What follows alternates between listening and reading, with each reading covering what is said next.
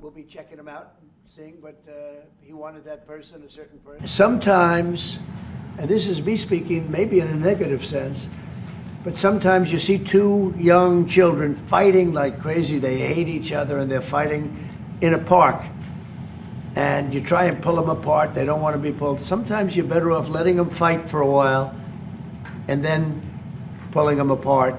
And I gave that analogy to Putin yesterday. I said, President, maybe you're going to have to keep fighting and suffering a lot because both sides are suffering before you pull them apart, before they're able to be pulled apart. But it's a pretty known analogy. You have two kids, they fight. Sometimes you let them fight for a little while. You see it in hockey, you see it in sports. The referees let them go for a couple of seconds, let them go for a little while before you pull them apart. And maybe, and I said it, and maybe that's a negative because we're saying go, but a lot of bad blood. There's some bad blood between the two. I have to deal with it. And you were here, everybody in this room practically was here as we had a wonderful send-off. He said wonderful. Mr. President, so would you consider to put more sanctions on Russia? Because this discussion is going on now for weeks and months, and you tweeted about it once, but then nothing happens. So yeah, when I see the moment when we're not going to make a deal, when this thing won't stop, is there a deadline? if that moment, yeah, it's in my brain, the deadline. When I see the moment where it's not going to stop, and I'm sure you're going to do the same thing, will be very, very, very tough.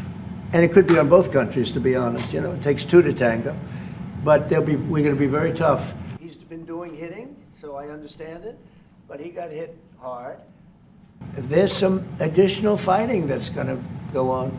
You know, he attacked, and they attacked pretty harshly. They went deep into Russia.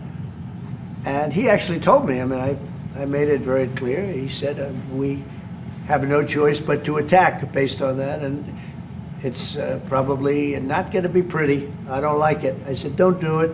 You shouldn't do it. You should stop it. But again, there's a lot of hatred. Measures and for instruments to bring this terrible war to an end. We are both looking for ways to stop it very soon.